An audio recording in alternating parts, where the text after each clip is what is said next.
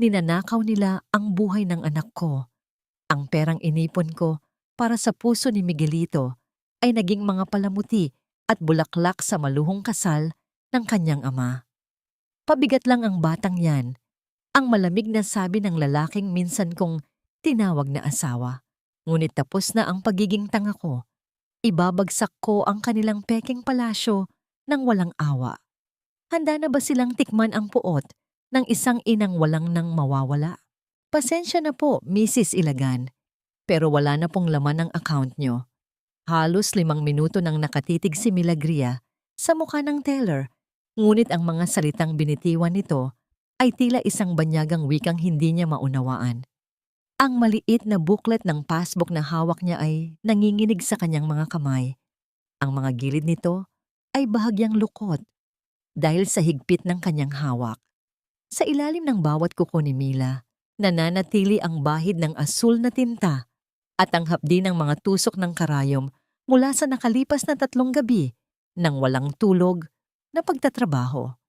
Iyon ang perang inipon niya mula sa bawat tahi ng uniforme, mula sa bawat pagtitipid sa pagkain, at mula sa bawat sakripisyong tiniis niya sa loob ng 7 taon. Iyon ang perang magsisilbing hininga para sa kanyang anak na si Miguelito, na kasalukuyang nakahiga sa malamig na kama ng ospital, naghihintay ng operasyon sa puso na nakatakda sa susunod na araw. Tila tumigil ang pag-ikot ng mundo nang idinagdag ng teller na ang huling transaksyon ay isang malaking transfer patungo sa isang luxury hotel sa Tagaytay. Ang sakit na naramdaman ni Mila ay hindi biglaan. Isa itong malamig na talim na dahan-dahang bumaon sa kanyang dibdib, pinupunit ang bawat hibla ng kanyang pag-asa. Paanong mawawala ang pera? Ang tanging may hawak ng autorisasyon bukod sa kanya ay ang kanyang asawa, si Leandro. Ang lalaking sinabihan siyang kailangang umalis patungong probinsya para sa isang urgent na business meeting upang madagdagan ang pondo para sa kanilang anak. Sa kabila ng panghihina ng kanyang mga tuhod, kinuha ni Mila ang kanyang luma at kupas na bag at lumabas ng bangko. Ang init ng sikat ng araw sa labas ay tila isang pangungutya sa giniginaw niyang kaluluwa. Sumakay siya ng bus patungong Tagaytay. Ang bawat segundo ng biyahe ay tila isang taon ng paghihirap. Habang nakatingin sa labas ng bintana, muling bumalik ang kanyang gunita sa nakaraang gabi. Doon sa ilalim ng malamlam na ilaw ng kanilang maliit na kusina sa Tondo, matiyagan niyang tinatapos ang pagbuburda sa isang napakagandang barong Tagalog.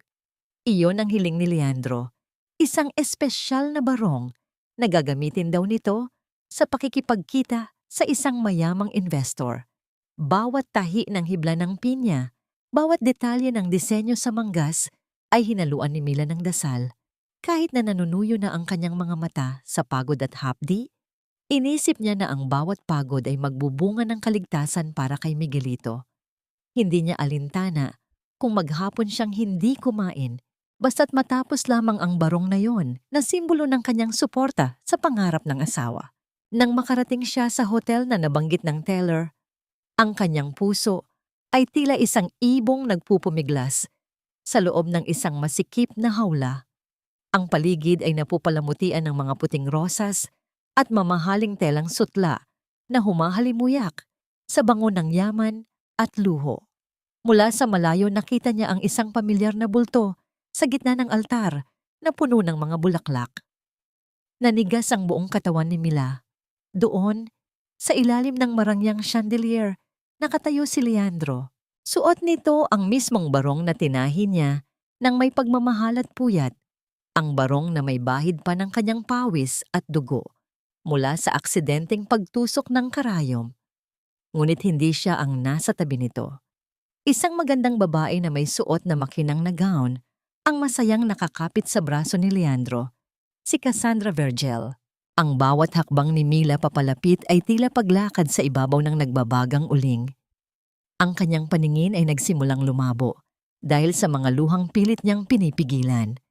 Gusto niyang sumigaw. Gusto niyang itanong kung bakit ang perang pambili ng gamot at pambayad sa siruhano ay naging mga dekorasyon sa isang kasalang hindi naman para sa kanya.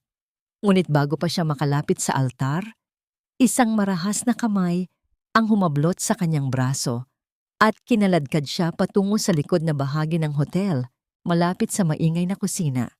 Ito na ang mukha ng kanyang kalbaryo sa loob ng 7 taon, si Doña Evangelina Ilustre. Ang matandang babae ay nakasuot ng mamahaling terno.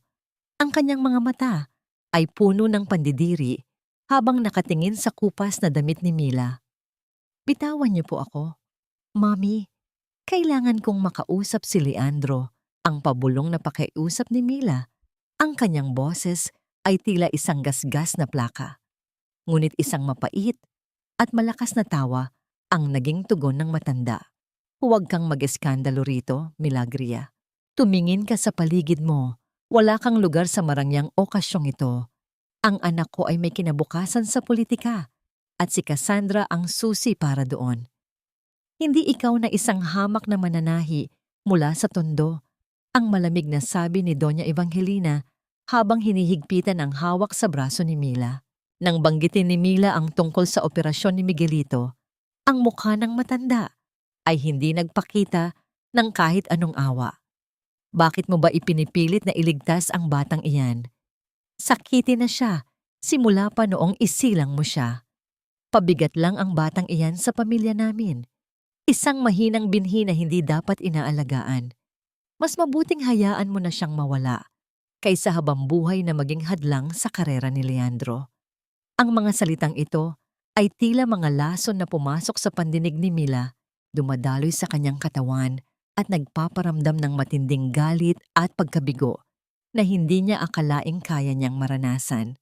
Ang mismong lola ng kanyang anak ay tila mas pinili pa ang ambisyon at pera kaysa sa kapakanan ng sarili nitong apo.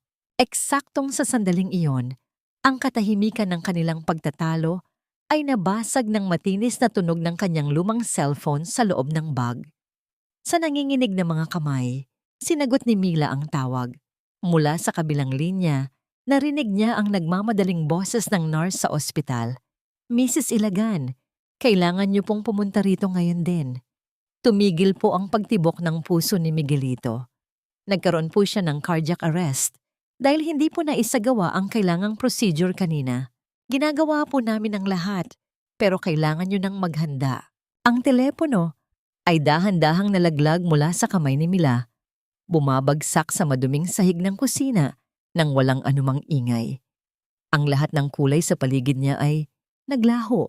Naging abo ang lahat ng kanyang nakikita. Sa labas, narinig niya ang malakas na palakpakan at ang masayang tugtog ng orkestra. Hudyat na natapos na ang pag-iisang dibdib ni Leandro at Cassandra. Ang kanyang asawa ay nangangako ng habambuhay na katapatan sa iba gamit ang perang dapat ay nagdugtong sa buhay ng kanilang anak. Si Mila ay nanatiling nakatayo sa dilim. Ang kanyang hininga ay tila isang mabigat na pasanin sa loob ng kanyang dibdib. Sa loob ng kanyang isipan, isang tanong ang paulit-ulit na umaalingaw-ngaw. Isang tanong na walang kasagutan sa gitna ng nagaganap na pagtataksil. Bakit kailangang ang puso ng isang inosenteng bata ang maging kabayaran para sa kasakiman ng mga taong dapat ay nagpoprotekta sa kanya? Sa sandaling iyon, ang maamong mananahi ng tondo ay dahan-dahang namatay kasabay ng bawat patak ng luhang humahalik sa kanyang pisngi. Ang natira na lamang ay isang inang ang tanging kayamanan ay ang kanyang pighati at isang layuning mas matalas pa sa anumang karayom na humiwa sa kanyang balat. Tumingin siya sa malayo, sa direksyon ng altar, kung saan nakatayo ang lalaking sumira sa kanyang mundo at sa matandang babaeng pumatay sa kanyang pag-asa. Hindi pa ito ang dulo. Ito pa lamang ang simula ng isang pagbabayad na hihigit pa sa anumang halaga ng pera. Ang bawat pintig ng makinang nagbabantay sa buhay ni Miguelito ay tila isang mabigat na martilyong tumatama sa dibdib ni Milagria habang siya ay nakaupo sa labas ng intensive care unit. Ang amoy ng antiseptic at ang malamig na hangin ng ospital ay bumabalot sa kanya. Tila isang masikip na kumot na unti-unting sumasakal sa kanyang hininga. Ayon sa doktor, isang himala na muling tumibok ang puso ng bata. Ngunit ang himalang iyon ay may kaakibat na malupit na kondisyon. Mayroon lamang siyang 48 oras upang bayaran ang lahat ng kailangang gamit para sa operasyon, kung hindi ay muling hihina ang pintig na yon hanggang sa tuluyan ng maglaho. Sa gitna ng kanyang pagdarahop, namataan niya ang pagdating ng isang bulto na nagpabilis sa daloy ng kanyang dugo dahil sa pinaghalong takot at puot. Si Leandro ay naglalakad sa pasilyo ng ospital, suot pa rin ang barong na gawa sa pinakamahusay na hibla ng pinya na tinahi ni Mila. Ang bawat hakbang nito ay puno ng kumpiyansa. Tila hindi nito pasan ang bigat ng pagtataksil na ginawa sa sariling pamilya. Walang bakas ng pag-aalala sa mukha nito para sa anak. Sa halip, ang kanyang mga mata ay puno ng inis at tila ba si Mila pa ang may kasalanan sa lahat ng nangyayari. Mila, stop being so dramatic. Ang unang binitiwang salita ni Leandro nang makalapit ito. Ang kanyang boses ay puno ng gasgas na pagmamataas. Akala mo ba madali para sa akin ang ginawa ko? I did this for us, for our family. Alam mo kung gaano kahirap ang buhay natin. Si Cassandra ang tanging paraan para makaahon tayo sa hirap. Magkakaroon ako ng pwesto sa gobyerno at hindi na natin kailangang mamalimos kahit kanino. Intindihin mo naman ang big picture, Mila. Ang bawat salita ni Leandro ay tila isang lason na dahan-dahang pumapatay sa natitirang alaala ng pagmamahal na mayroon si Mila para sa kanya. Ginagamit nito ang kanilang kahirapan bilang dahilan sa kanyang pananabotahe sa buhay ng sariling anak. Hindi pa nakakasagot si Mila ay bumukas ang pintuan ng elevator at iniluwa ang reyna ng lahat ng kanyang paghihirap, si Doña Evangelina. Ang matanda ay naglalakad ng may mataas na noo. Ang bawat tunog ng kanyang mamahaling sapatos sa sahig ay tila isang paalala ng agwat ng kanilang katayuan. Tumayo siya sa harap ni Mila at kinuha mula sa kanyang bag ang isang makapal na bundle ng mga perang papel. Sa halip na iabot ito ng maayos, binitawan niya ito sa sahig na naging sanhi ng pagkalat ng mga papel sa maduming sapatos ni Mila. Hayan, Milagria. Iyan ang kabayaran sa lahat ng utang na loob mo sa pamilya ilustre, ang sabi ng matanda ng may mapait na ngiti. Huwag mong kakalimutan na kung hindi dahil sa amin, nananatili ka pa ring nagdidildil ng asin sa tondo. Inalis ka namin sa putikan, binigyan ka namin ng pangalan, kaya huwag kang mag-inarte na tila ikaw ang biktima rito. Kunin mo ang perang iyan at ipangbayad mo sa ospital, pero kapalit niyan, mananatili kang tahimik. Hahayaan mo si Leandro sa kanyang bagong buhay. Isang salita mo lang tungkol sa kasal na yon, at titiyakin ko na wala ng ospital sa bansang ito ang tatanggap sa inyo. Ang huling bahagi ng dignidad ni Mila ay tila gumuho nang makita niya ang kanyang asawa na tumatango lamang sa bawat salitang binitiwang ng kanyang ina. Walang imik si Mila habang dahan-dahang lumuluhod sa malamig na sahig. Ang kanyang mga tuhod ay nangangatog. Ang bawat buto sa kanyang katawan ay tila sumisigaw sa pagkapahiya. Isang piraso ng perang papel ang naapakan pa ni Doña Evangelina bago ito tumalikod. Nag-iiwan ng mantsa ng putik sa mukha ng bayaning nasa gitna ng pera. Dahan-dahang pinulot ni Mila ang mga nakakalat na pera. Gamit ang kanyang nanginginig na mga daliri, maingat niyang inunat ang bawat lukot sa mga papel, pinupunasan ang mantsa ng putik gamit ang kanyang sariling damit. Bawat papel ay tila isang piraso ng kanyang nadurog na kaluluwa. Hindi niya ito ginagawa para sa kanyang sarili.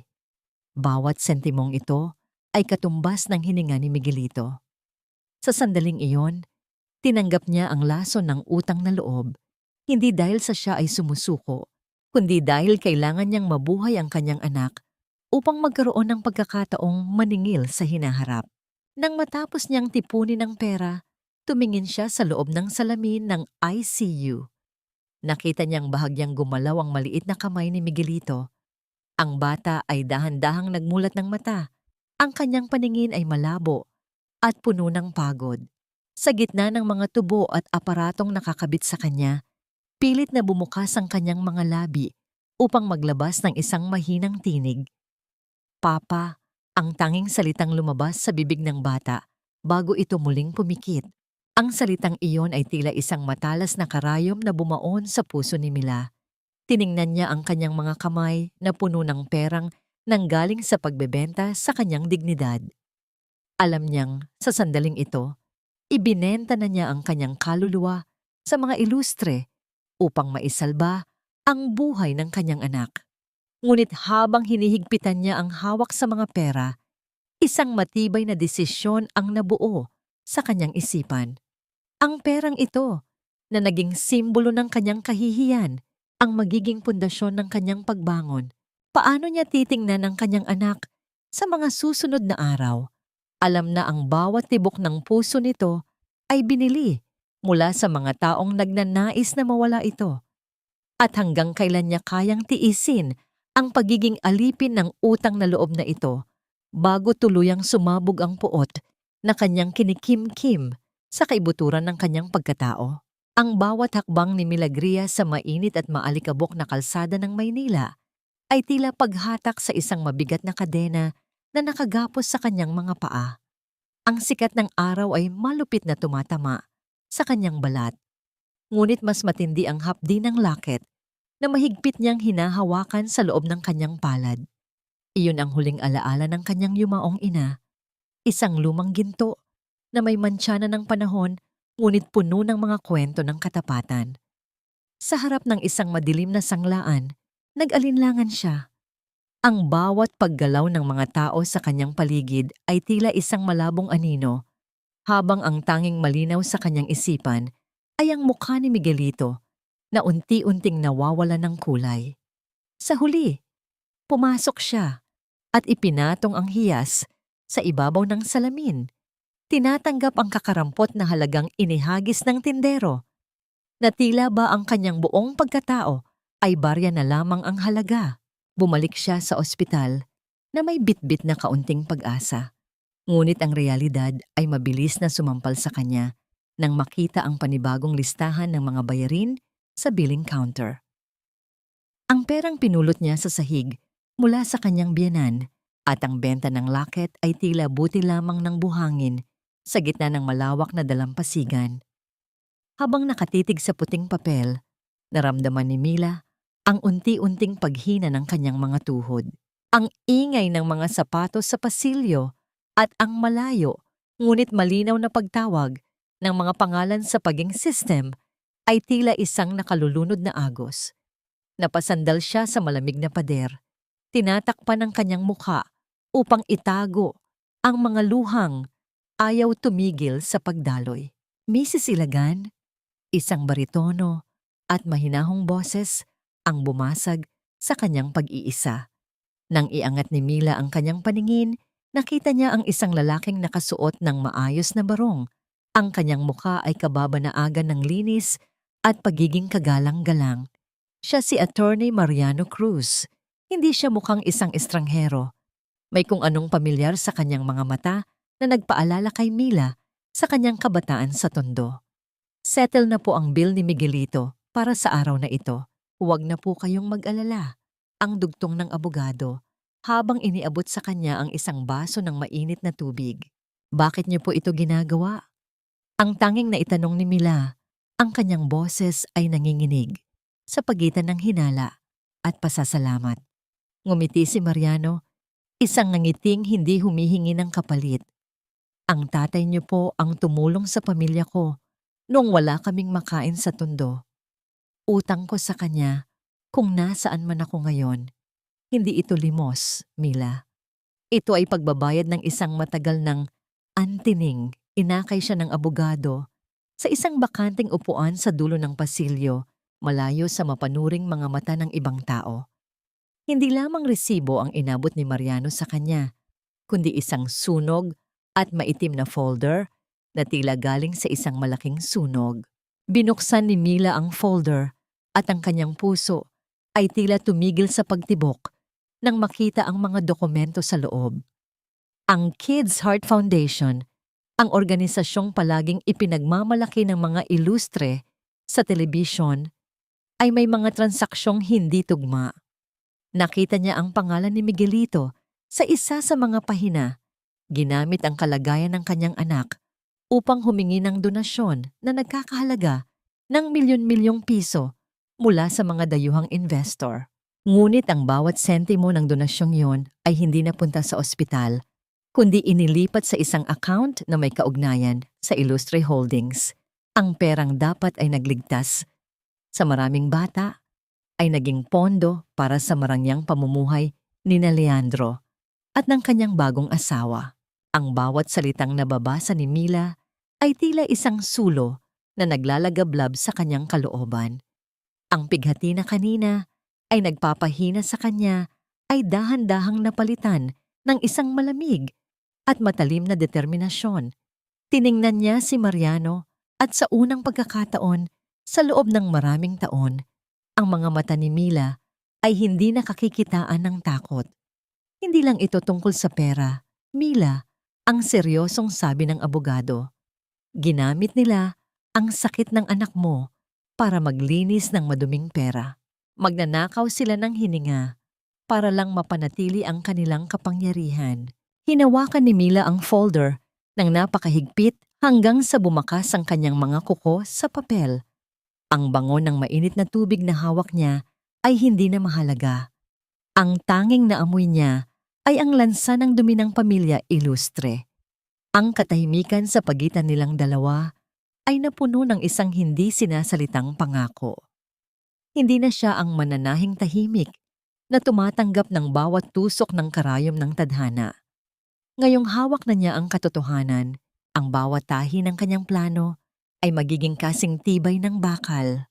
Habang nakatingin sa folder, napagtanto ni Mila na ang labang ito ay hindi na lamang para sa kaligtasan ni Miguelito, kundi para sa katarungang matagal nang ipinagkait sa kanya.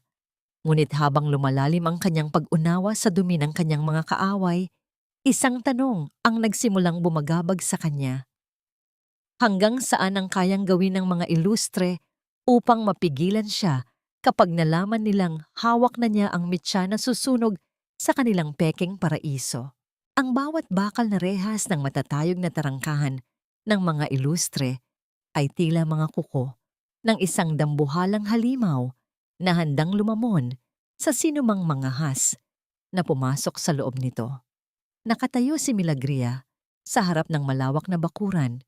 Yakap ang kanyang kupas na bag na tila bayo ng tanging proteksyon niya laban sa malamig na hanging dala ng nagbabadyang ulan. Ang kanyang mga paa na nakasuot ng manipis at lumang tsinelas ay bahagyang nangangatog hindi dahil sa ginaw, kundi dahil sa bigat ng pagbabalat kayong kanyang sisimulan. Sa kanyang isipan, paulit-ulit na umaalingaw-ngaw ang paalala ni Attorney Mariano na kailangan niyang maging matatag dahil ang bawat hakbang niya sa loob ng bahay na yon ay tila paglakad sa isang manipis na sinulid sa ibabaw ng bangin. Nang dahan-dahang bumukas ang malaking pintuan ng mansyon, ang halimuyak ng mamahaling pabango at ang kinang ng mga kristal na chandelier ang sumalubong sa kanya. Isang kabaligtaran ng madilim at masikip na pasilyo ng ospital na iniwan niya. Doon sa gitna ng malawak na sala, nakaupo si Doña Evangelina habang humihigop ng tsaa. Ang kanyang bawat galaw ay puno ng nakasusuyang pagmamataas. Nang makita niya si Mila, ang isang bahagi ng kanyang labi ay kumurba sa isang mapait na ngiti na tila nakakita ng isang maruming basahan sa gitna ng kanyang malinis na sahig. Akala ko ba ay meron ka nang nakuhang tagapagtanggol, Milagria? Ang mapangyam na tanong ng matanda. Habang dahan-dahang ibinababa ang tasa sa platito nito na lumikha ng isang mahinang tunog sa ibabaw ng lamesang marmol. Bakit ka bumalik dito? Huwag mong sabihing naubos mo na agad ang barya na ibinigay ko sa iyo para sa anak mong sakitin. Yumukod si Mila ng malalim, hinahayaang mahulog ang kanyang buhok upang itago ang naglalagablab na puot sa kanyang mga mata. Wala na po akong ibang matakbuhan, Mami. Parang awa niyo na po, kahit gawin niyo na lang akong katulong dito, basta't magkaroon lang ako ng pambayad sa mga susunod na gamot ni Miguelito.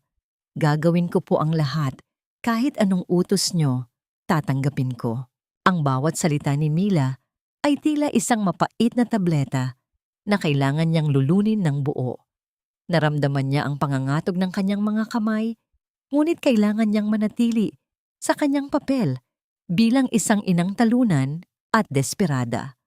Ang tawanan ni Doña Evangelina ay tila mga piraso ng basag na bubog na tumatarak sa kanyang pandinig. How pathetic! Pero sige, kailangan ko naman ng tagalinis ng mga banyo at tagalaba ng mga kurtina na ayaw hawakan ng ibang katulong dahil sa dumi. Maaari kang manatili sa maliit na kwarto sa likod ng kusina, pero huwag mong asahan na ituturing ka pa ring bahagi ng pamilyang ito.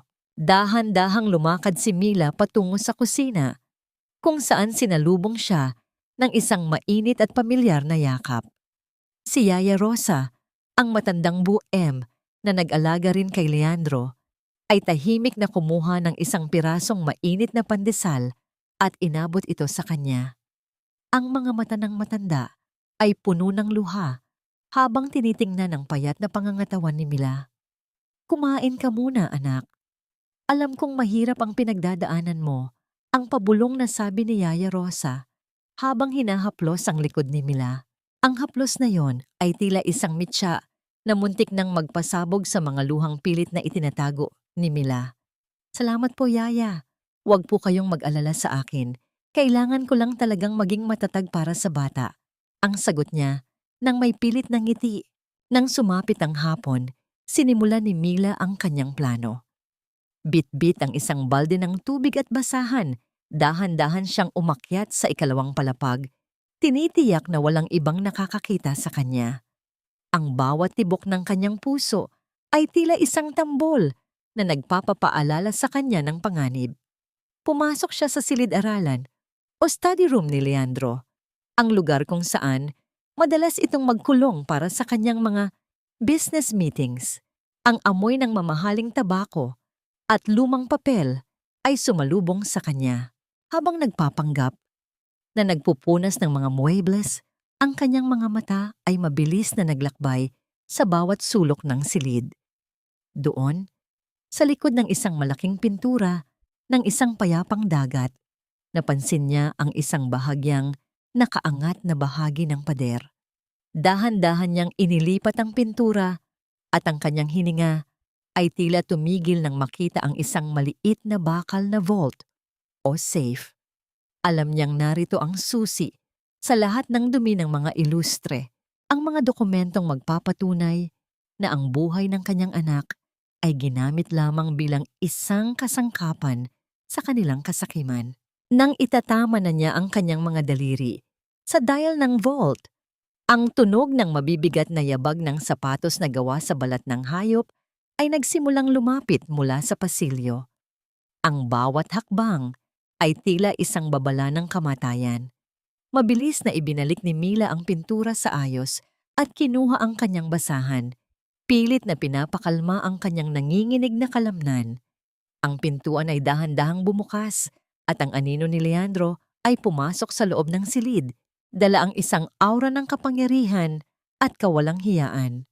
Anong ginagawa mo rito? Ang malamig at puno ng hinalang tanong ni Leandro habang nakatitig sa likod ni Mila.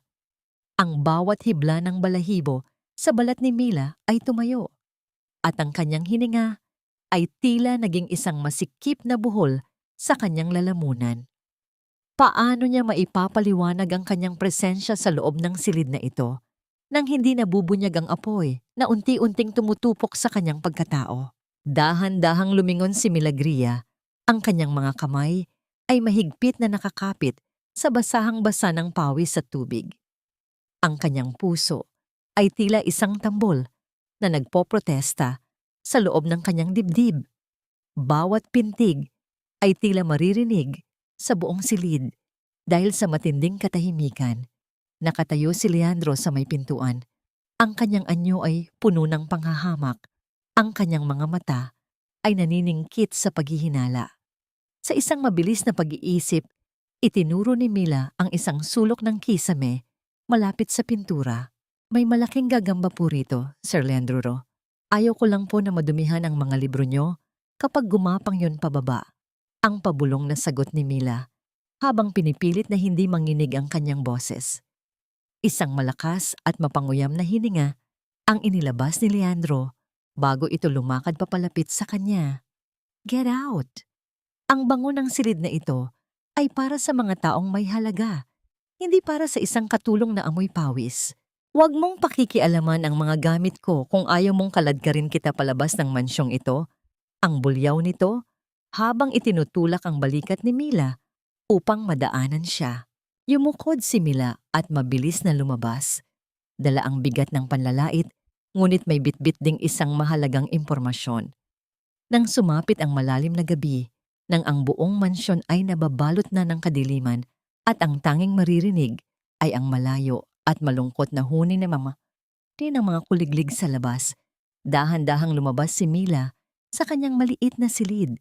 Ang bawat hakbang niya sa sahig na gawa sa kahoy ay tila paglakad sa ibabaw ng mga itlog, maingat at puno ng pangamba. Tumungo siya sa laundry area kung saan nakatambak ang mga damit ni Leandro na hinubad nito kanina. Ang amoy ng mamahaling alak at ang matapang na pabangong hindi kayang itago ang lansa ng pagkatao nito ay sumalubong sa kanya.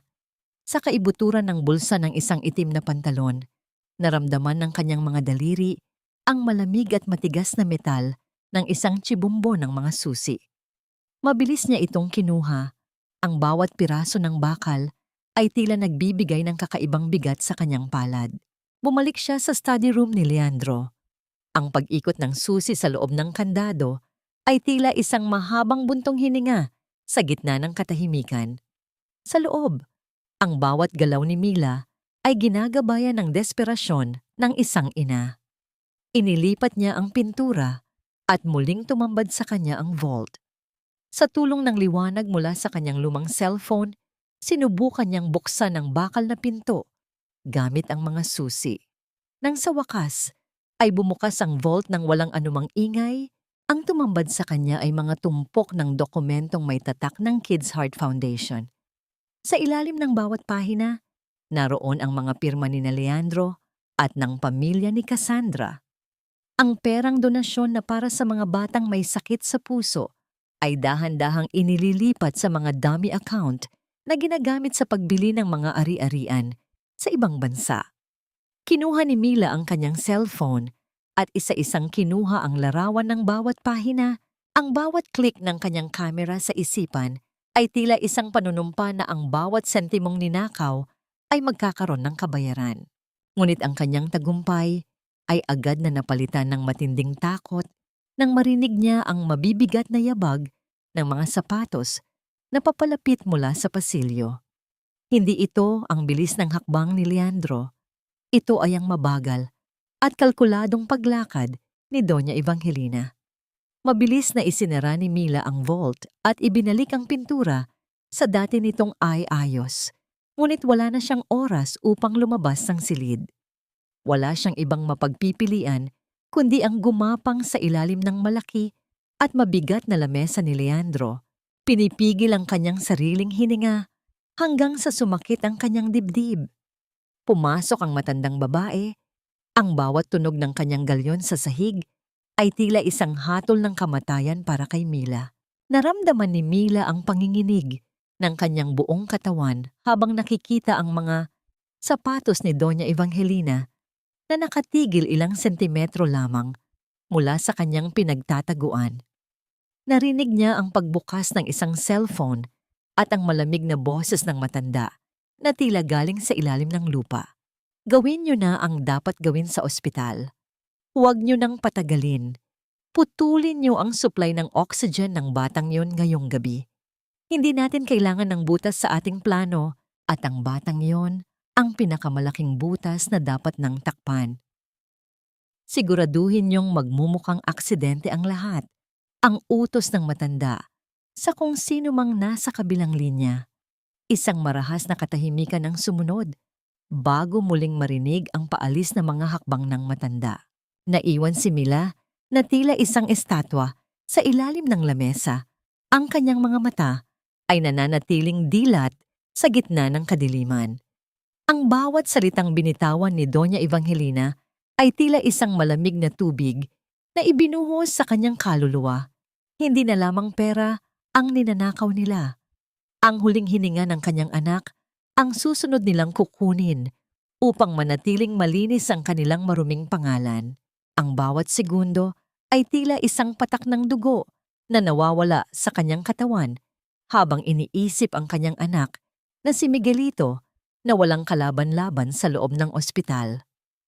Paano niya maliligtas ang kanyang anak kung siya mismo ay nakakulong sa loob ng mansyong puno ng mga ahas? At kung makakalabas man siya, magiging sapat ba ang kanyang bilis upang unahan ang kamay ng kamatayan na nakatakdang sumakal sa munting buhay ni Miguelito? Ang bawat tibok ng puso ni Milagria ay tila isang mabilis na karera laban sa kamatayang dumarating habang dahan-dahan siyang lumalabas mula sa ilalim ng lamesa ni Leandro. Ang dilim ng mansyon ay tila naging isang masikip na bilangguan at ang bawat aninong nabubuo sa pader ay tila isang kaaway na nagmamasid. Hindi na siya nag-aksaya ng panahon. Bit-bit ang kanyang mga lumang tsinelas upang hindi lumikha ng anumang tunog.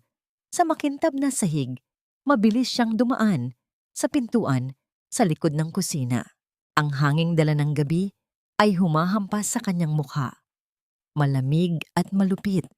Ngunit ang apoy ng takot at pagmamahal sa loob ng kanyang dibdib ay mas matindi pa kaysa sa anumang ginaw. Nang makalabas siya sa gate, ang kanyang mga daliri ay nanginginig habang hinahanap ang numero ni Attorney Mariano sa kanyang lumang cellphone. "Attorney, parang awa niyo na po, tulungan niyo kami." Ang pabulong na pagsusumamo ni Mila sa kabilang linya, ang kanyang boses ay tila isang gasgas na hibla ng sinulid na malapit ng maputol. Sinabi niya ang lahat ng narinig mula kay Doña Evangelina. Sa kabilang dulo, ang boses ni Mariano ay nanatiling kalmado ngunit may kasamang kakaibang talas ng awtoridad. "Magkita tayo sa ospital ngayon din, Mila. Huwag kang hihinto.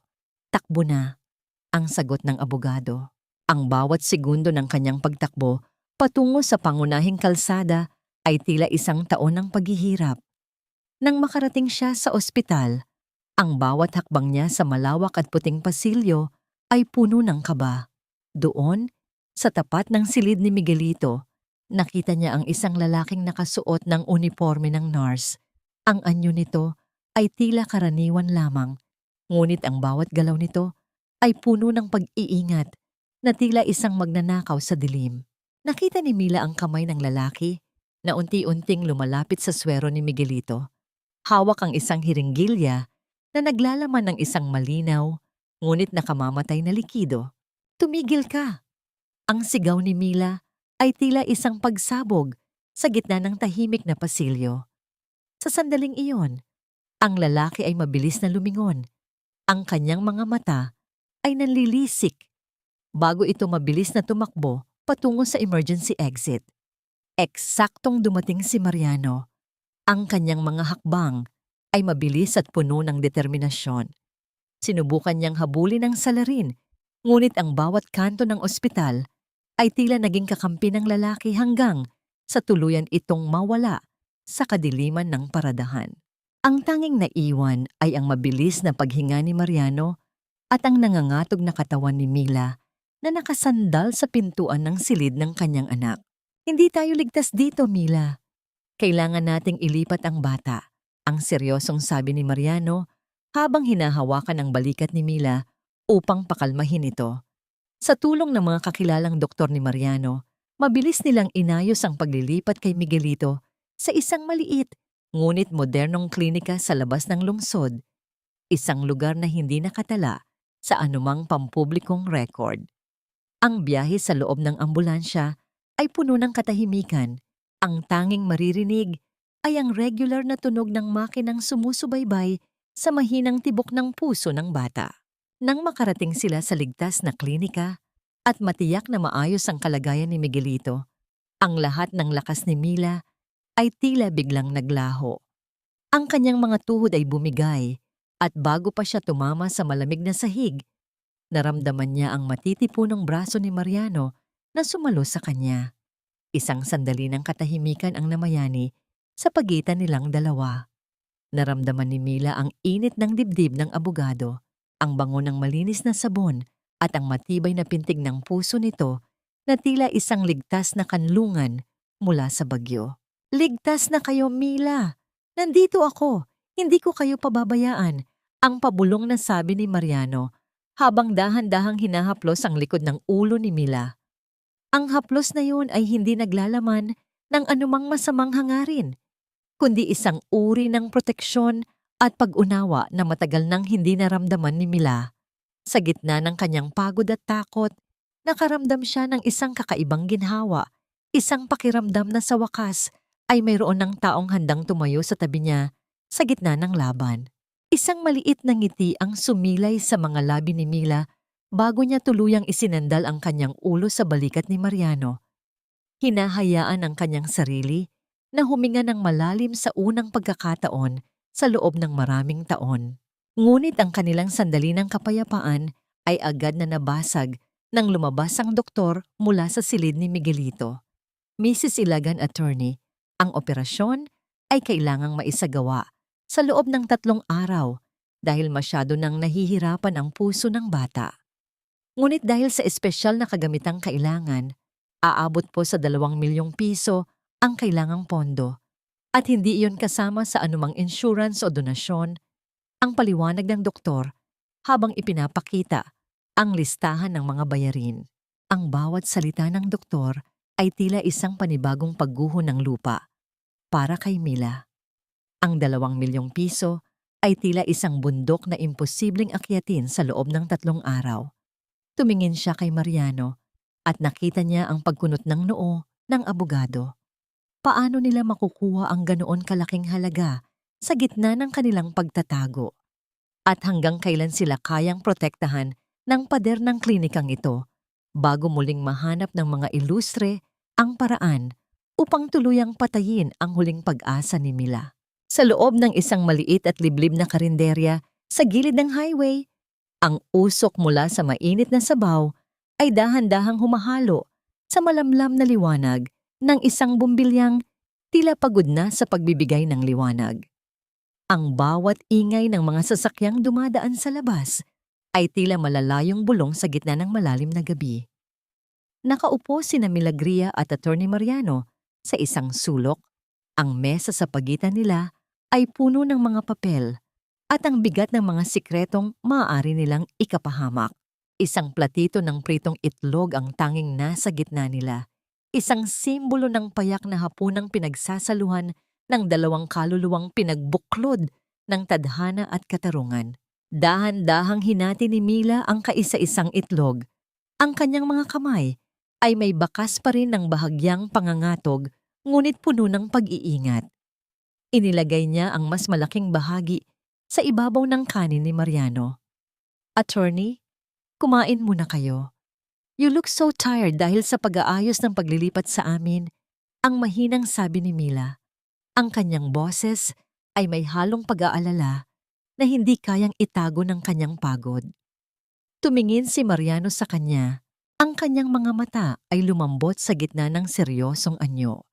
Sa kabila ng panganib, ang maliit na kilos na yon ni Mila ay tila isang haplos sa kanyang pagkatao. "Maraming salamat, Mila." Ang tugon niya bago dahan-dahang sumubo, ninanamnam ang lasa ng pagkaing hinaluan ng malasakit. Nang matapos ang kanilang mabilis na hapunan, inilatag ni Mariano ang mga larawang kinuha ni Mila mula sa vault. Ang bawat imahe ay nagpapakita ng mga transaksyong nag-uugnay sa Kids Heart Foundation at sa mga personal na gastusin ng pamilya ilustre. Ngunit habang tinititigan ni Mariano ang mga ito, ang kanyang kilay ay nagsalubong sa pag-iisip. "Mila, ang mga larawang ito ay sapat na para sa isang investigasyon, pero hindi ito sapat para pabagsakin ang buong imperyo ni Don Felipe. Masyadong malakas ang koneksyon nila sa itaas." Ang seryosong paliwanag ng abogado habang hinahawakan ang kanyang sentido. "Kailangan natin ng master ledger Ang pagpapatuloy ni Mariano.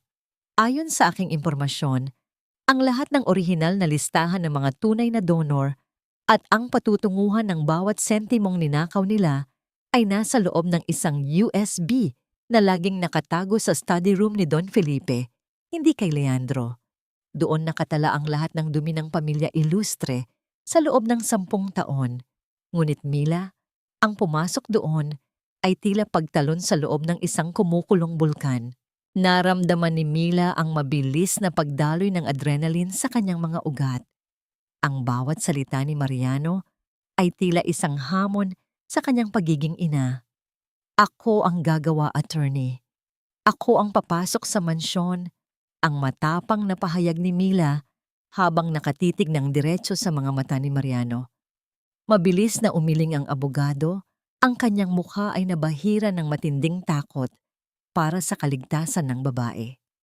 No, Mila, hindi mo alam kung gaano kadelikado si Don Felipe. Mas malupit siya kaysa kay Leandro. Hindi ko hahayaang mapahamak ka. Tumayo si Mila.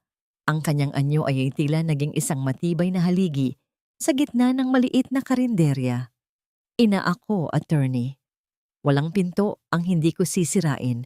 Walang pader ang hindi ko gigibain para sa anak ko. 7 taon akong naging bulag at bingi sa pananakit nila. Pero ngayon, ang buhay ng anak ko ang nakataya. Mas pipiliin ko pang mamatay sa loob ng bahay na yon kaysa makitang unti-unting nauubos ang hininga ni Miguelito dahil sa kasakiman nila. Ang kanyang boses ay nanginginig sa pagitan ng puot at determinasyon. Ang katahimikan sa pagitan nilang dalawa ay tila isang mahabang tulay ng pag-unawa. Nakita ni Mariano sa mga mata ni Mila ang apoy na hindi kayang apulahin ng anumang babala. Isang malalim na buntong hininga ang pinakawalan ng abogado bago dahan-dahang tumango. Sige, gagawin natin ang plano mo. Pero sa isang kondisyon, susunod ka sa bawat utos ko. Bibigyan kita ng 15 minuto. Sa loob ng oras na yon, sisiguraduhin kong ang lahat ng kamera sa paligid ng silid ni Don Felipe ay hindi gagana. 15 minuto. Mila. Higit doon, wala na akong katiyakan kung makakalabas ka pa. Muling naupo si Mariano at inabot ang kamay ni Mila na nasa ibabaw ng mesa. Ang init ng kanyang palad ay tila isang pangako ng proteksyon, isang tahimik na panunumpa na hindi niya hahayaang maging mag-isa ang babae sa gitna ng laban. Naramdaman ni Mila ang kakaibang kuryente ng pag-asa na dumadaloy mula sa hawak ni Mariano, isang damdamin na matagal na niyang kinalimutan sa piling ng maling tao. Mag-iingat tayo, ang pabulong na sabi ni Mariano. Ang kanyang mga mata ay nakatitig sa mukha ni Mila nang may lalim na higit pa sa pagkakaibigan. Nang matapos ang kanilang pag-uusap, dahan-dahang tumayo si Mariano upang lisanin ang karinderya. Pinanood ni Mila ang paglakad ng abogado patungo sa kanyang sasakyan. Ang kanyang puso ay puno ng pasasalamat at isang uri ng kaba na hindi niya maipaliwanag.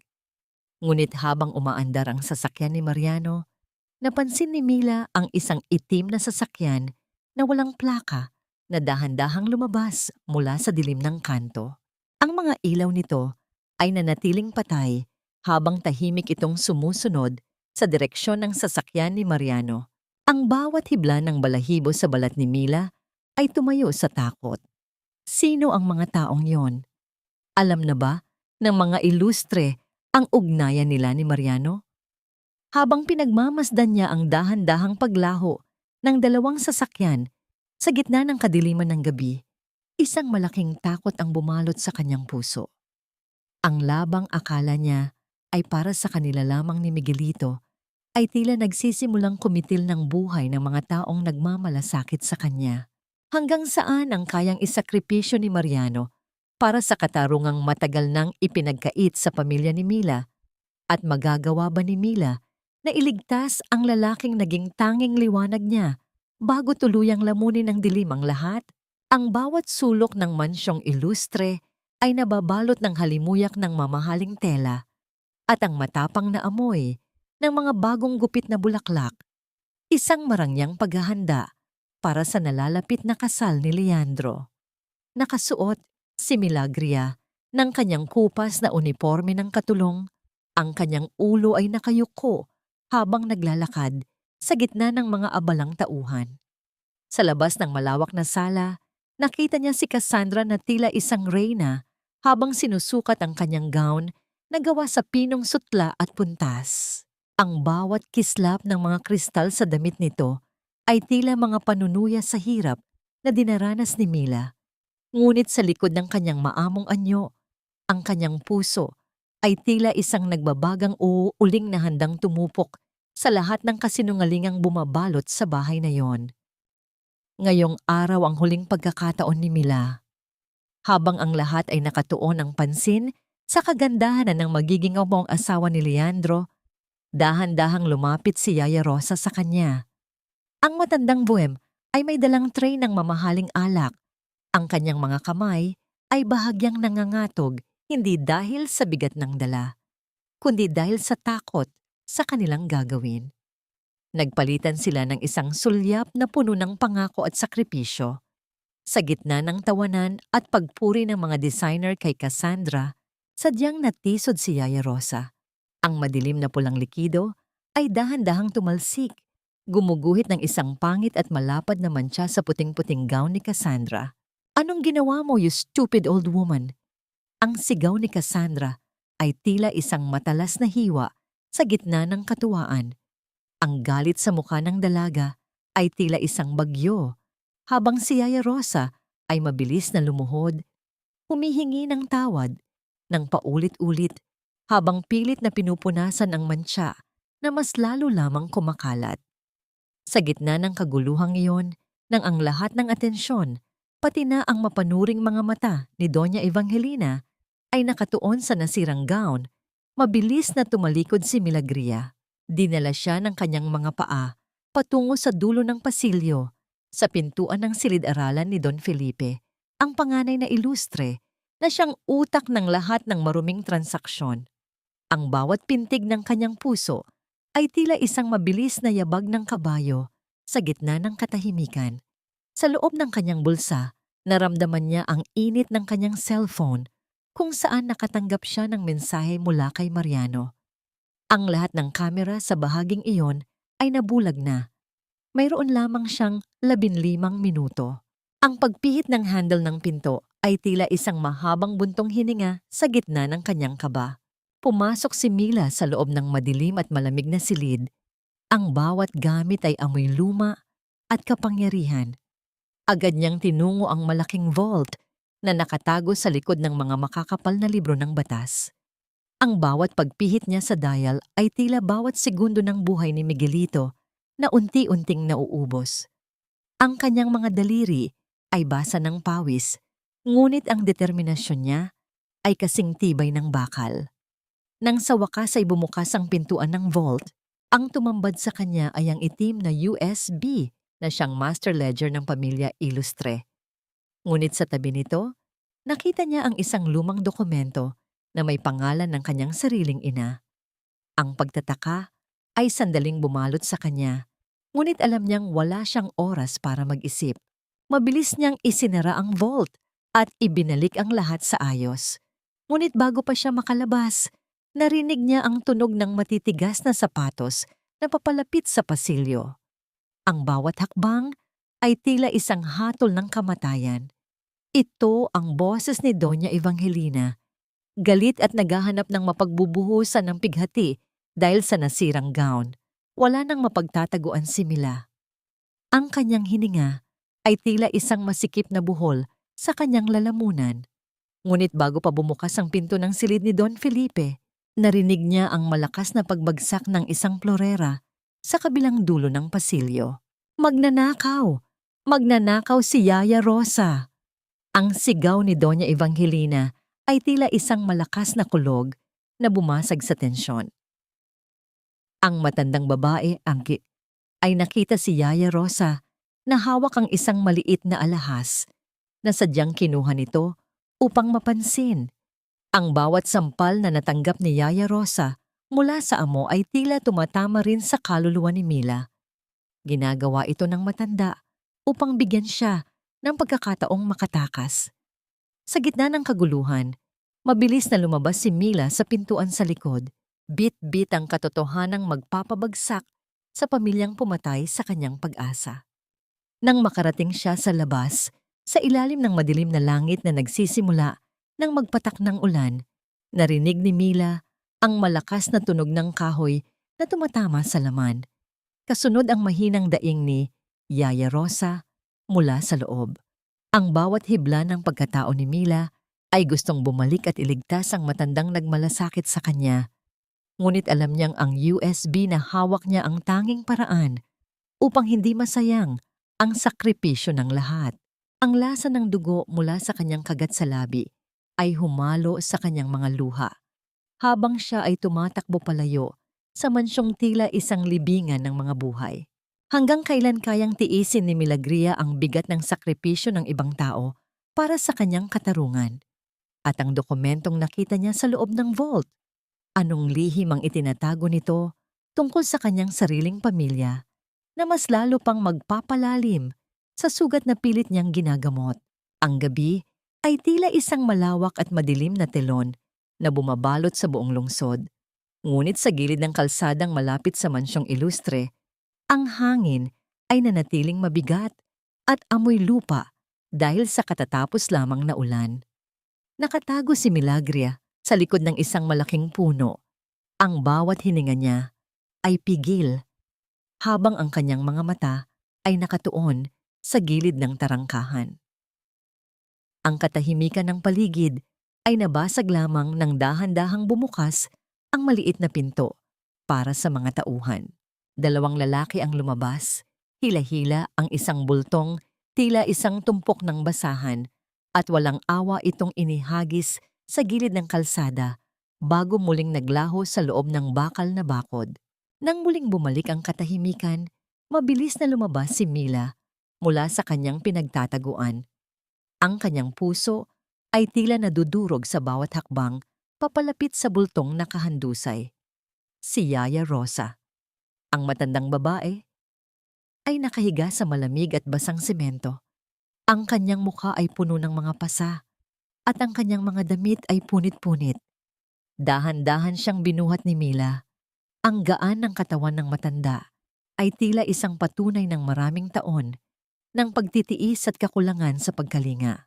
Sa tulong ng isang tricycle na dumaan, dinala niya ang matanda sa isang maliit at tago na silid paupahan na kinuha ni Mariano para sa kanila. Sa loob ng silid, ang tanging liwanag ay nagmumula sa isang maliit na lampara.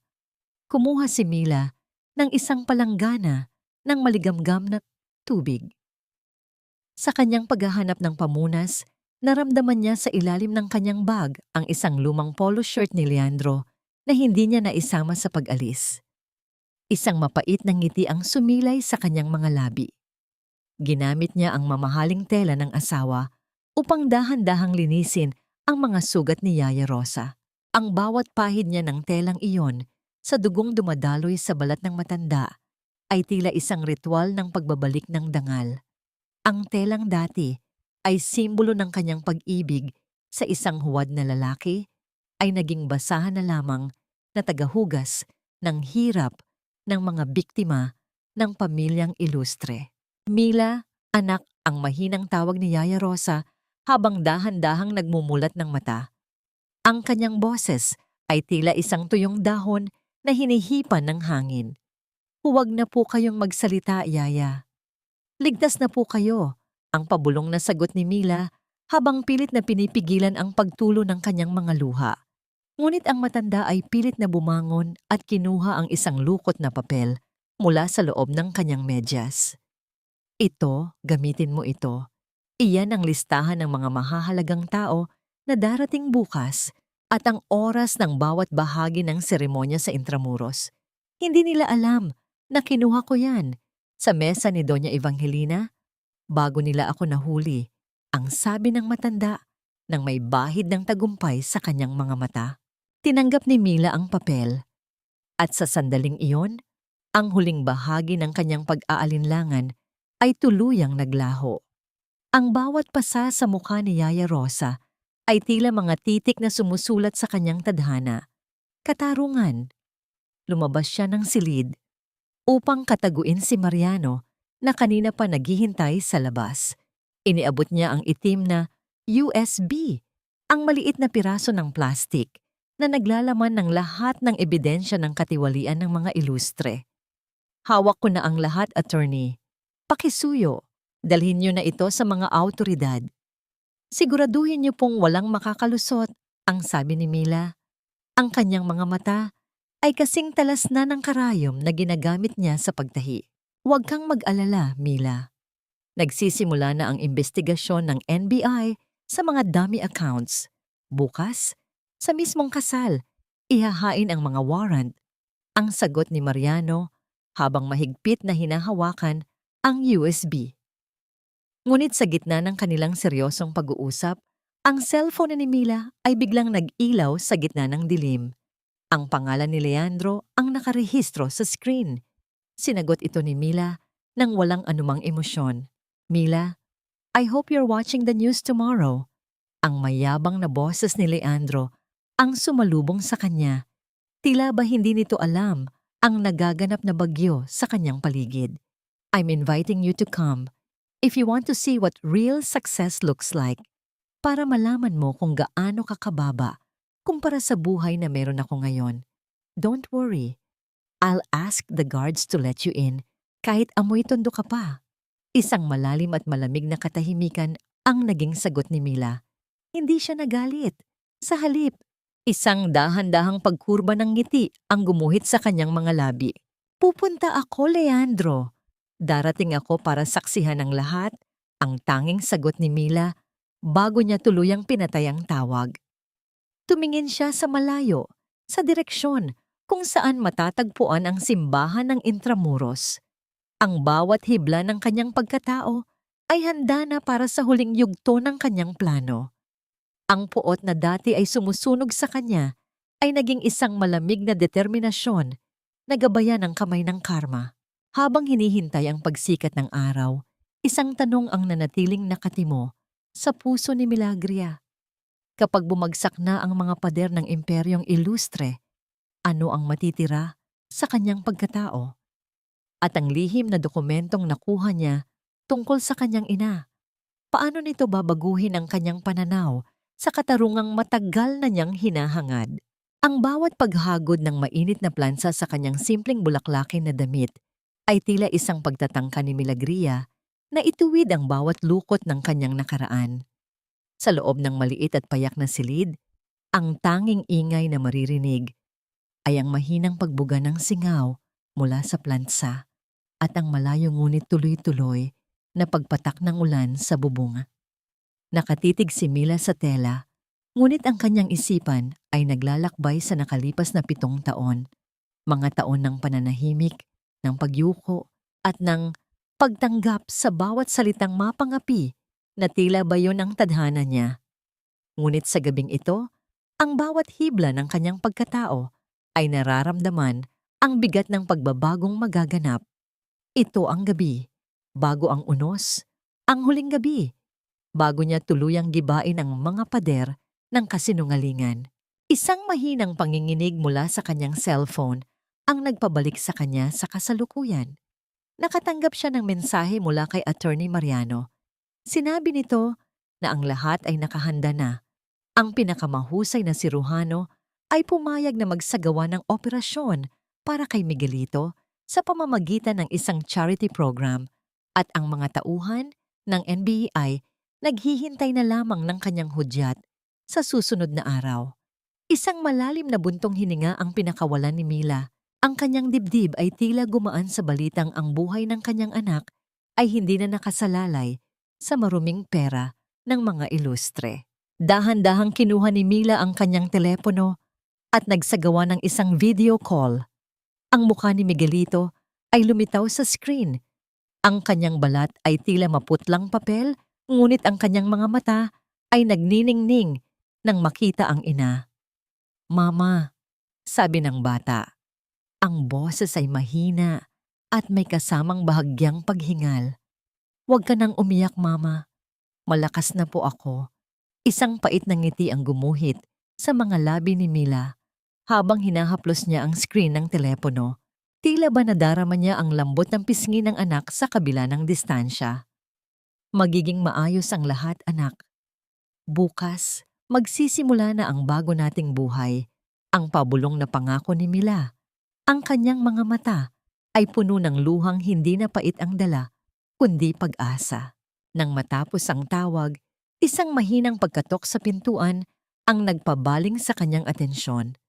Pumasok si Mariano na may dalang isang mangkok ng mainit na supas.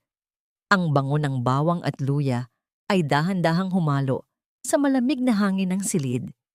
Kumain ka muna, Mila. Kailangan mo ng lakas para sa bukas, ang mahinahong sabi ng abogado. Lumabas silang dalawa at naupo sa mga sementadong hakbang ng balkonahe, pinapanood ang pagsayaw ng mga dahon sa ilalim ng ulan. Ang lamig ng gabi ay hindi na tila nanunuyot. Sa halip, ang presensya ni Mariano sa kanyang tabi ay nagbibigay ng isang init na matagal nang hindi naramdaman ni Mila. Dahan-dahang inabot ni Mariano ang mangkok kay Mila. At sa sandaling magkadikit ang kanilang mga daliri, tila ba tumigil ang oras. Isang kakaibang kaba ang naramdaman ni Mila. Ngunit hindi ito ang kabang dulot ng takot, kundi ang kaba ng isang pusong muling natututong tumibok. Inilapag ni Mariano ang kanyang kamay sa ibabaw ng kamay ni Mila. Ang kanyang palad ay magaspang, ngunit puno ng katatagan. Bukas, matatapos na ang mahabang gabi, Mila. Hindi mo na kailangang yumuko kahit kanino, ang pabulong na sabi ni Mariano habang nakatitig sa malayo. Ang kanyang boses ay tila isang angkla na nagpapanatili kay Mila sa gitna ng nagngangalit na dagat. Naramdaman ni Mila ang paglapit ng mukha ni Mariano. Ang init ng hininga nito ay dahan-dahang humahaplos sa kanyang balat. Hindi siya lumayo. Sa halip, isinandal niya ang kanyang ulo sa balikat ng abogado. Ninanamnam ang amoy ng malinis na sabon at ang katatagan ng katawan nito. Sa gitna ng katahimikan, ang tanging maririnig ay ang sabay na paghinga ng 2 taong pinagtagpo ng pighati, ngunit pinagbuklod ng katarungan. Ang liyab ng pag-ibig na dahan-dahang nabubuo ay tila isang maliit na kandila sa gitna ng kadiliman. Tahimik, payapa, at puno ng panunumpa. Hindi man sila magsalita. Ang higpit ng pagkakahawak ni Mariano sa kanyang kamay ay sapat na upang malaman ni Mila na sa darating na bukas, hindi siya mag-isang haharap sa bagyo. Nang dahan-dahang pumasok si Mila sa loob upang magpahinga, ang kanyang puso ay puno ng isang uri ng kapayapaan na tila isang himala. Ngunit habang nakahiga sa dilim, muli niyang naalala ang mukha ni Cassandra at ang mapang-aping tawa ni Doña Evangelina. Alam niyang ang susunod na araw ay hindi lamang tungkol sa kanyang tagumpay, kundi tungkol sa pagbabayad ng lahat ng pasakit na idinulot nila. Ang katahimikan ng gabi ay tila isang babala. Ang lahat ng itinatago ng dilim ay nakatakdang mabunyag sa ilalim ng sikat ng araw sa Intramuros. Anong mukha ang ipakikita ng mga ilustre kapag ang kanilang rurok ng tagumpay ay naging lunduyan ng kanilang sariling pagbagsak? Ang bawat pagtunog ng kampana ng katedral ng Intramuros ay tila isang malakas na babala na umaalingaw-ngaw sa buong paligid. Ngunit para sa mga taong nasa loob, ito ay isang maringal na musika ng tagumpay. Ang loob ng simbahan ay napupuno ng halimuyak ng libu-libong puting rosas na inangkat pa mula sa ibang bansa. Ang bawat talulot ay tila kumikinang sa ilalim ng liwanag ng malalaking chandelier. Ang mga bangko ay puno ng mga pinaka-impluwensyal na tao sa Maynila, mga politikong nakasuot ng mamahaling barong at mga ginang na nakasuot ng mga ternong hinaluan ng ginto. Ngunit sa likod ng lahat ng karangyaan, bawat palamuti sa altar na yon ay binuo mula sa ninakaw na hininga ng isang batang nag-aagaw buhay sa ospital. Nakatayo si Doña Evangelina sa harap ng mga mamamahayag sa labas ng simbahan. Ang kanyang mukha ay puno ng nakasusuyang pagmamataas habang inaayos ang kanyang mamahaling alahas. "This is a glorious day for the Illustre family," ang sabi niya sa harap ng mga kamera. Ang kanyang boses ay puno ng kaplastikan. Ang kasalang ito ay simbolo ng aming katatagan at ang aming patuloy na serbisyo sa bayan sa pamamagitan ng aming foundation. Walang bakas ng kaba o pagsisisi sa kanyang mga mata. Tila ba tuluyan na niyang nabaon sa limot ang kanyang utos na patayin ng sariling apo. Ilang gabi lang ang nakalipas. Sa loob ng simbahan, sa harap ng altar na nababalot ng ginto, nakatayo si Leandro. Ang kanyang anyo ay tila isang perpektong Ginoo, ngunit ang kanyang suot ay ang pinakamalaking patunay ng kanyang kawalang hiyaan. Isinuot niya ang barong na tinahi ni Milagria, ang barong na bawat hibla ay hinaluan ng dugo mula sa mga daliri ng kanyang asawa at mga dasal para sa kanilang anak. Nakangiti si Leandro habang pinagmamasdan ang dahan-dahang paglakad ni Cassandra sa pasilyo. Ang bawat hakbang ng dalaga sa ibabaw ng mahabang pulang alpombra ay tila isang sampal sa lahat ng sakripisyong ibinigay ni Mila sa loob ng 7 taon. "Magsimula na tayo," ang bulong ni Leandro sa kanyang sarili habang nararamdaman ang bigat ng gintong singsing sa kanyang bulsa. Wala siyang pakialam kung nasaan man si Mila o kung humihinga pa ba si Miguelito. Ang tanging mahalaga sa kanya ay ang kapangyarihang makukuha niya pagkatapos ng seremonyang ito. Ang boses ng koro ay pumapailan lang sa loob ng katedral, lumilikha ng isang atmosfera na tila banal. Ngunit ang bawat nota ay tila isang pangungutya sa katarungang matagal nang ipinagkait. Nagsimula ang seremonya nang may matinding katahimikan. Ang pari, sa kanyang maringal na kasuotan, ay dahan-dahang binasa ang mga banal na salita ng pag-iisang dibdib. Ang bawat pangako ng katapatan at pag-ibig na binibitawan ni Leandro sa harap ng altar ay tila mga basag na bubog na nagkakalat sa sahig ng katedral. Dumating ang sandali na tila pinakahihintay ng lahat, ang sandaling magtatakip sa lahat ng lihim ng mga ilustre. Mga kapatid, ang simula ng pari habang nakatingin sa mga dumalo. Kung mayroon mang sino man sa inyo ang may matibay na dahilan o tumututol upang ang kasalang ito ay hindi matuloy, mangyaring magsalita ngayon o habang buhay na manahimik. Isang mabigat na katahimikan ang bumalot sa buong katedral. Ang tanging maririnig ay ang mahinang pag-ugoy ng mga bentilador at ang hininga ng mga bisitang tila nanggigilalas sa karangyaan ng okasyon.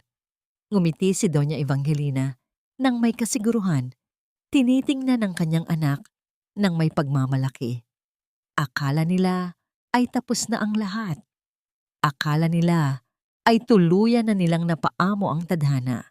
Ngunit sa gitna ng katahimikang yon, ang malalaki at mabibigat na pintuang gawa sa matigas na kahoy sa dulo ng katedral ay dahan-dahang bumukas. Ang liwanag mula sa labas ay pumasok sa loob ng madilim na simbahan, lumilikha ng isang mahabang anino sa gitna ng pasilyo. Ang bawat mata ng mga bisita ay nabaling sa direksyong yon. Isang figura ang nakatayo sa gitna ng liwanag, isang babaeng hindi nakasuot ng mamahaling terno, kundi isang simpleng damit na may bakas ng maraming paglalaba. Walang sino man ang nakagalaw nang ang babaeng iyon ay dahan-dahang humakbang papasok. Ang bawat tunog ng kanyang mga sapatos sa marmol na sahig ay tila isang hatol na unt-unting lumalapit sa altar. Itinaas niya ang kanyang ulo at sa ilalim ng belo ng katahimikan, ang mga mata ni Milagria ay nagtagpo sa mga mata ni Leandro. Ang takot na biglang gumuhit sa mukha ng lalaki ay tila isang sining ng karma na unti-unting nabubuo. Ako ang tanging salitang lumabas sa bibig ni Mila, ngunit ang boses niya ay tila isang malakas na kulog na bumasag sa lahat ng kasinungalingang itinayo ng mga ilustre. Ako ang tumututol sa kasalang ito. Ang bawat bisita ay napasinghap at si Doña Evangelina ay napatayo mula sa kanyang upuan. Ang kanyang mukha ay namumula sa galit at gulat. Ngunit si Mila ay hindi natinag. Patuloy siyang naglakad papalapit sa altar. Bit-bit ang isang katotohanang mas matalas pa sa anumang espada. Paano tatapusin ni Milagria ang sarswelang ito sa harap ng lahat? At anong mukha ang ipakikita ni Leandro kapag ang kanyang perpektong mundo ay nagsimulang gumuho sa harap ng altar na akala niya ay kanyang trono? Ang bawat hakbang ni Milagria sa gitna ng pasilyo ng katedral ay tila isang dahan-dahang pagpunit sa marangyang telon ng kasinungalingan na binuo ng mga ilustre. Ang liwanag mula sa malalaking bintana ay tumatama sa kanyang likuran, dahilan upang magmukha siyang isang aninong bumangon mula sa limot. Ang katahimikan sa loob ng simbahan ay naging kasing bigat ng tingga, kung saan ang tanging maririnig ay ang mahinang pag-ugoy ng mga abaniko ng mga nalilitong bisita at ang sariling paghinga ni Leandro na tila naging isang masikip na buhol sa kanyang lalamunan. Napatayo si Doña Evangelina mula sa kanyang upuan sa unahan. Ang kanyang mukha ay namumula sa matinding galit at ang kanyang mga kamay ay mahigpit na nakakapit sa kanyang mamahaling bag. "Guard, anong ginagawa niyo? Ilabas ang baliw na babaeng yan." Ang sigaw ng matanda, ang kanyang boses ay tila isang matalas na hiwa sa gitna ng sagradong katahimikan. Ngunit walang lumapit na gwardiya. Sa likod ng mga kurtina, si Attorney Mariano ay tapos na sa kanyang gawain. Ang lahat ng seguridad ay pansamantalang naparalisa ng katotohanan. Hindi natinag si Mila. Nagpatuloy siya sa paglalakad hanggang sa makarating siya sa harap ng altar. Ilang dangkal lamang ang layo mula kay Leandro na tila naging isang estatwang gawa sa yelo. Tumingin si Mila sa kanyang asawa, sa lalaking suot ang barong na bawat hibla ay hinaluan niya ng pagmamahal at puyat. Leandro, ang simula ni Mila. Ang kanyang boses ay mahinahon ngunit puno ng awtoridad na tila nanggagaling sa kailaliman ng kanyang kaluluwa.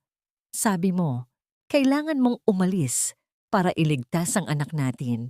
Pero nandito ka, suot ang barong na tinahi ko, nangangako ng katapatan sa iba gamit ang perang dapat ay nagdurugtong sa buhay ni Miguelito. Mila, umalis ka na. Huwag kang mag-eskandalo rito. You're making a fool of yourself." Ang pabulong at nanginginig na utos ni Leandro. Ang kanyang mga mata ay pabalik-balik sa mga bisita at sa kanyang ina. Ngunit sa halip na sumunod, dahan-dahang itinaas ni Mila ang kanyang kamay at itinuro ang malaking projector. Screen sa gilid ng altar na kanina lamang ay nagpapakita ng mga masasayang larawan ni Leandro at Cassandra. Sa isang iglap, nagbago ang imahe sa screen. Hindi na ito mga larawan ng pag-ibig, kundi mga dokumento ng bangko, mga audit report, at mga litrato ng mga transaksyong nagpapatunay ng malawakang pagnanakaw sa Kids Heart Foundation. Ang bawat pahina ay malinaw na nagpapakita kung paano ang perang donasyon para sa mga batang may sakit sa puso ay dahan-dahang inilipat sa mga personal na account ni Leandro at Don Felipe upang ponduhan ang kanilang marangyang pamumuhay at ang kasalang ito. Ang mga bisita ay nagsimulang magbulungan, isang tunog na tila mga bubuyog na unti-unting nagkakagulo sa loob ng isang bahay. Ngunit ang pinakamabigat na dagok ay nang magsimulang umalingaw-ngaw ang isang boses mula sa mga speaker ng simbahan. Isang audio recording ang pinatugtog, ang malamig at walang pusong boses ni Doña Evangelina. "Mamatay na kung mamatay. Hindi ko hahayaang hilahin pababa ng batang yan ang kinabukasan ng anak ko. Pabigat lang ang batang yan sa pamilya namin. Putulin niyo ang supply ng oxygen ng batang yon ngayong gabi. Siguraduhin niyong magmumukhang aksidente ang lahat." Ang bawat salita ay tila isang malamig na kamay na sumasakal sa puso ng bawat nakikinig. Isang kolektibong paghahasinghap ang bumalot sa katedral. Si Cassandra ay napaatras. Ang kanyang mukha ay puno ng pandidiri habang nakatingin sa lalaking akala niya ay kanyang tadhana. Ang mga mamamahayag ay nagsimulang mag-unahan sa pagkuha ng mga larawan.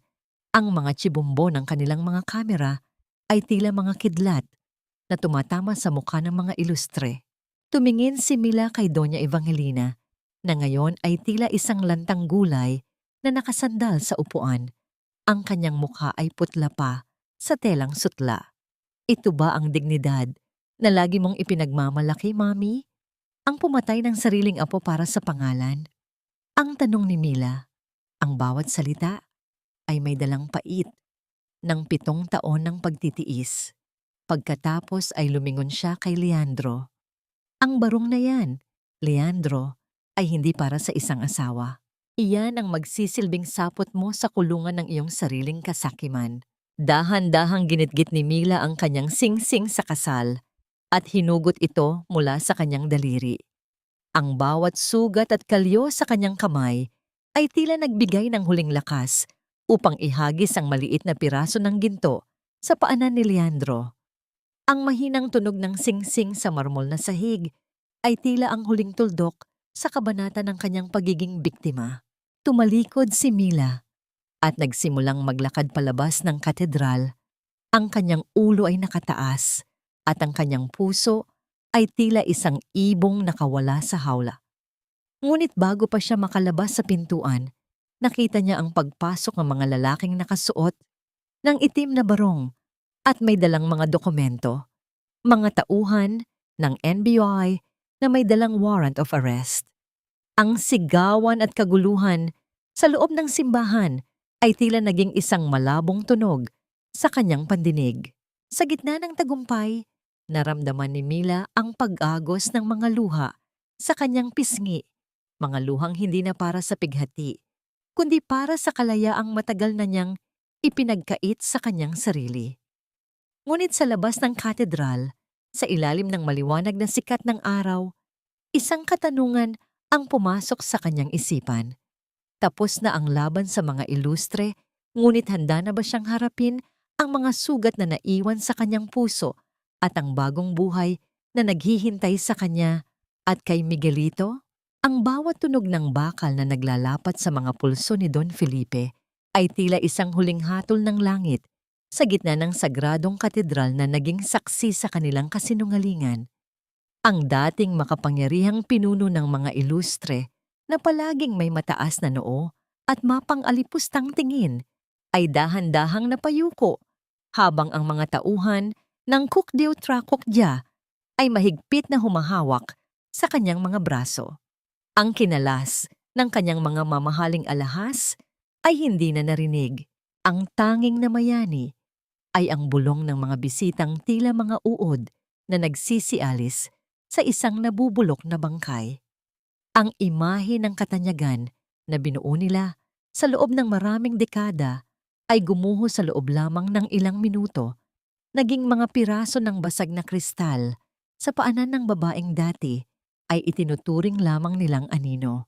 Sa kabilang dulo ng altar, ang mukha ni Cassandra ay naging kasing puti ng kanyang gown na ngayon ay tila isang sumpa sa kanyang paningin. Walang bakas ng pag-ibig o pagmamalasakit sa kanyang mga mata. Tanging puot at pandidiri ang nakatimo doon habang nakatingin kay Leandro. "You fraud! Niloko niyo ako. Sabi niyo malinis ang pamilya niyo. Sabi niyo kayo ang pinakamakapangyarihan sa bansa." Ang boses ni Cassandra ay tila isang matalas na hagupit habang mabilis niyang itinulak si Leandro. Sa gitna ng kanyang galit, isang malakas na sampal ang dumapo sa pisngi ng lalaki, sapat upang mag-iwan ng pulang marka na tila isang tatak ng kahihiyan sa gitna ng altar. Hindi na hinintay ng dalaga ang anumang paliwanag. Mabilis niyang hinubad ang kanyang belo at tumakbo palabas ng simbahan, hinahayaan ang kanyang mahabang gown na sumayad sa dumi ng sahig habang iniiwan ang lalaking akala niya ay hagdan patungo sa rurok ng kapangyarihan. Samantala, si Doña Evangelina ay tila isang lantang bulaklak na dahan-dahang natutuyo sa kanyang upuan. Ang kanyang mga mata ay nananatiling dilat ngunit walang buhay. Nakatitig sa kawalan habang ang kanyang makeup ay unti-unting kumakalat. dahil sa pawis ng takot.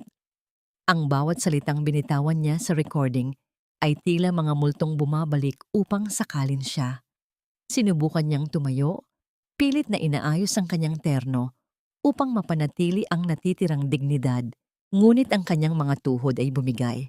Walang sino man sa mga dating kaibigan o kasamahan sa mataas na lipunan ang lumapit upang tulungan siya. Sa halip, ang lahat ay tumalikod at nagkunwaring hindi siya kilala. Ang reyna ng mga ilustre ay naiwang nag-iisa sa gitna ng kanyang palasyong gawa sa buhangin. Ang kanyang mga kamay ay nanginginig habang pilit na tinatakpan ang kanyang mukha mula sa mga flash ng kamera ng mga mamamahayag na dati ay binabayaran niya para lamang purihin siya. Leandro, sa kabilang banda, ay tila isang pusang basang-basa na nawalan ng mapagtataguan. Nang makita niyang papalapit na rin sa kanya ang mga awtoridad, mabilis siyang lumuhod sa harap ni Milagria. Ang barong na suot niya, ang barong na bawat tahi ay gawa sa pagmamahal ni Mila, ay basa na ngayon ng kanyang sariling pawis at luha ng kaduwagan. Mila, please, tulungan mo ako. Sabihin mo sa kanila na hindi totoo ang lahat. Magmakaawa ka kay Mariano. Alam kong pakikinggan ka niya. Para kay Miguelito, Mila, gawin mo ito para sa anak natin. Ang bawat salita ni Leandro ay tila isang lason na pilit pa ring isinusuka, isang huling pagtatangka na gamitin ang damdamin ng babaeng 7 taon niyang nilapastangan. Tumingin si Mila sa lalaking nakaluhod sa kanyang paanan. Wala siyang naramdamang awa, wala ring galit. Tanging isang malalim na kapaguran at kawalang bahala. Dahan-dahan niyang iniurong ang kanyang paanang hawak-hawak ni Leandro. Tila ba diring-diri siya sa bawat pagdampi ng balat nito. Nabubulok na ang kaluluwa mo, Leandro. Matagal mo nang pinatay ang anak mo sa isipan mo noong ninakaw mo ang kanyang hininga para sa kasalang ito. Ngayon, hayaan mong ang katarungan ang humubog sa kinabukasan mo. Pagbabayaran mo ang bawat patak ng luha ni Miguelito na hindi mo man lang pinunasan. Ang malamig na sagot ni Mila, ang bawat salita ay may dalang bigat ng isang hatol na hindi na mababago. Isang huling sulyap ang ibinigay ni Mila sa paligid ng katedral, sa mga rosas na lantana, sa mga chandelier na tila nawawalan na ng ningning, at sa pamilyang ilustre na ngayon ay hinihila na ng mga pulis palabas ng simbahan. Ang bawat hakbang niya palayo sa altar ay tila pagtatanggal ng isang mabigat na tinik sa kanyang puso.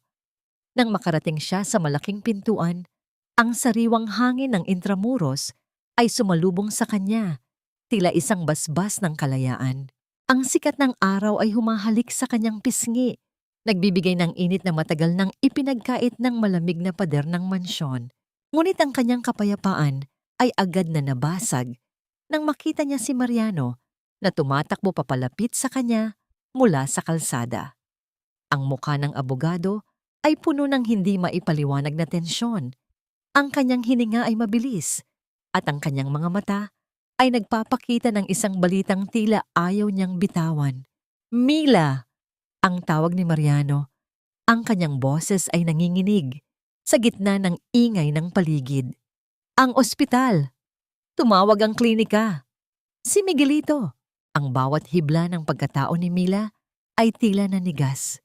Ang tagumpay na bago pa lamang niyang nararamdaman ay agad na pinalitan ng isang malamig na takot na mas matindi pa kaysa sa anumang naranasan niya sa kamay ng mga ilustre. Bakit tumawag ang klinika? Hindi ba't ligtas na ang kanyang anak? Ang bawat tibok ng puso ni Mila ay naging isang mabilis na tambol ng pangamba habang nakatitig sa mga mata ni Mariano na tila may itinatagong malalim na pighati.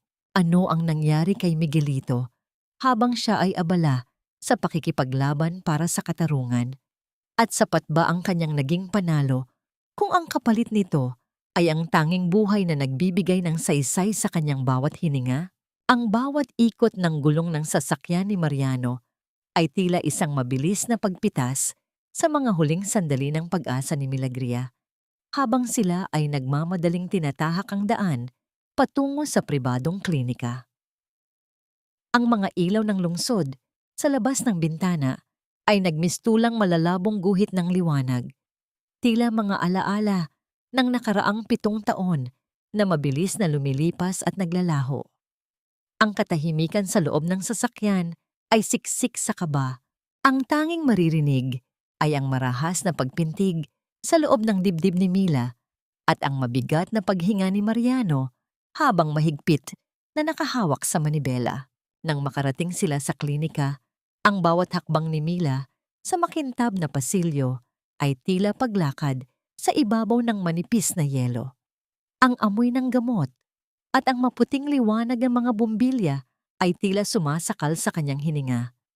Pagdating sa tapat ng silid ng operasyon, ang pulang ilaw sa itaas ng pintuan ay tila isang malupit na paalala na ang buhay ni Miguelito ay kasalukuyang nakikipagbuno sa kamatayan. Doon, sa gitna ng malamig na pasilyo, tuluyan nang bumigay ang mga tuhod ni Mila.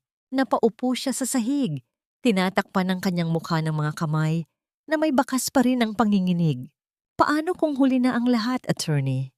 Ang pabulong na tanong ni Mila. Ang kanyang boses ay nanginginig sa pagitan ng hikbi at desperasyon. Paano kung ang kapalit ng katarungang nakuha ko ay ang buhay ng anak ko? Isang marahas na pagsisisi ang gumapang sa kanyang kaluluwa. Iniisip na sana ay nanatili na lamang siyang bulag at bingi sa kasamaan ng mga ilustre kung iyon ang paraan upang manatiling ligtas ang kanyang anak. Ngunit sa gitna ng kanyang pagguho, naramdaman ni Mila ang matitipunong braso ni Mariano na pumalibot sa kanya. Binuhat siya ng abogado at iniupo sa isang bangko bago ito lumuhod sa kanyang harapan upang pantayan ang kanyang paningin. Hindi siya binitawan ni Mariano. Sa halip, hinawakan nito ang kanyang mga kamay. Ang init ng palad ng lalaki ay tila isang kuta na nagbibigay ng proteksyon sa kanyang nangangatog na pagkatao. Tumingin ka sa akin, Mila. Ang mahinahong utos ni Mariano. Ang kanyang mga mata ay puno ng isang uri ng katatagan na tila hindi matitibag ng anumang bagyo. Safe si Miguelito.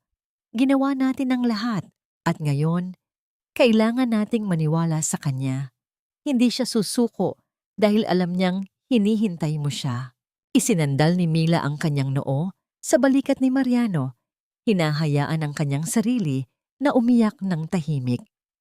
Sa loob ng 7 taon, siya ang nagsilbing haligi para sa kanyang anak. Ngunit sa gabing ito, sa loob ng bisig ng lalaking ito, naramdaman niya ang sarap ng mayroong nasasandalan. Ang bango ng sabon at ang katatagan ng dibdib ni Mariano ay tila isang gamot na dahan-dahang nagpapahupa sa hapdi ng kanyang puso. Isang tahimik na panalangin ang kanilang pinagsaluhan sa gitna ng madaling araw. Ang bawat hininga nila ay nagtatagpo sa isang pangako ng pag-asa. Ang matagal na paghihintay ay natapos ng dahan-dahang mamatay ang pulang ilaw sa itaas ng pinto at mapalitan ito ng isang berdeng liwanag na tila isang hudyat ng pagsikat ng araw. Lumabas ang siruhano, tinatanggal ang kanyang maskara habang may mababakas na pagod, ngunit may kasamang ngiti sa kanyang mga labi. Mrs. Ilagan, matagumpay ang operasyon. Maayos na ang daloy ng dugo sa puso ng bata. Ang masayang balita ng doktor. At dahil sa tulong ng NBE, nailabas agad ang pondo para sa mga kagamitang kailangan. Malakas ang bata, lumaban siya. Ang bawat salita ng doktor ay tila isang himig ng anghel sa pandinig ni Mila. Napayakap siya ng mahigpit kay Mariano. Ang kanyang mga luha ay muling umagos, ngunit sa pagkakataong ito ay dahil sa labis na kaligayahan. Salamat Diyos ko. Salamat. Ang tanging nasabi ni Mila habang nararamdaman ang paghalik ni Mariano sa ibabaw ng kanyang ulo. Isang halik na puno ng respeto at tahimik na pag-ibig. Nang payagan na siyang pumasok sa recovery room, dahan-dahang lumapit si Mila sa kama ni Miguelito. Ang bata ay may suot na maskara ng oxygen, ngunit ang kulay sa kanyang mga pisngi ay nagsisimula ng bumalik. Ang bawat regular na pag-akyat at pagbaba ng dibdib ng bata ay tila pinakamagandang tula na narinig ni Mila sa buong buhay niya. Dahan-dahang nagmulat ng mata si Miguelito. Ang kanyang paningin ay nakatuon sa kanyang ina bago ito lumipat sa lalaking nakatayo sa likuran ni Mila. Mama, ang mahinang tawag ng bata. Ang kanyang boses ay tila isang masayang himig sa gitna ng silid. Nakita ni Miguelito ang kamay ni Mariano na nakapatong sa balikat ng kanyang ina. Isang kilos na nagpapakita ng malalim na ugnayan. Mama, siya ba ang bago kong papa? Ang tanong ng bata na may kasamang inosenteng ngingiti sa likod ng maskara.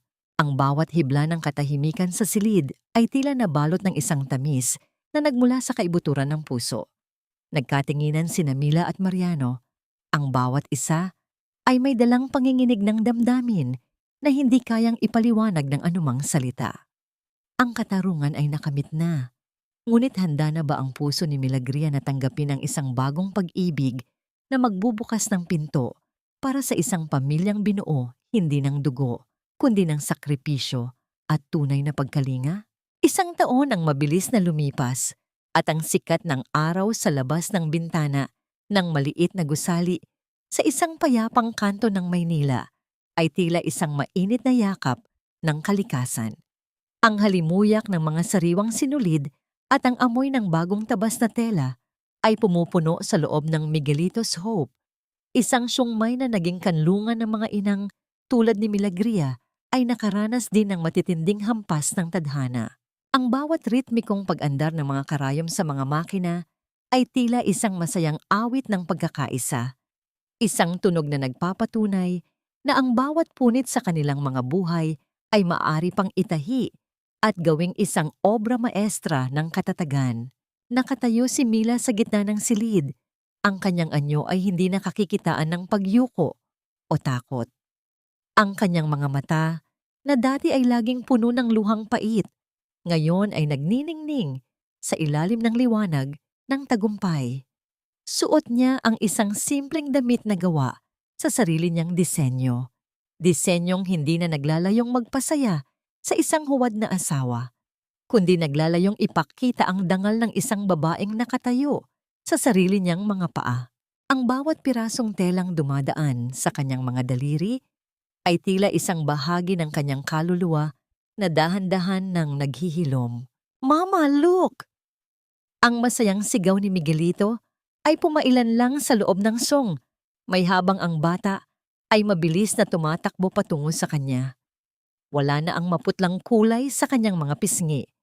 At ang bawat mabilis na paghinga niya ay hindi nadala ng sakit, kundi ng labis na sigla. Nakasuot ang bata ng isang maliit na puting kapa.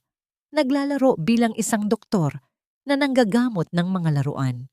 Sabi ni Miguelito, paglaki niya ay magiging isang tunay na siruhano siya upang walang sino mang bata ang kailangang dumanas ng hirap dahil sa kasakiman ng iba.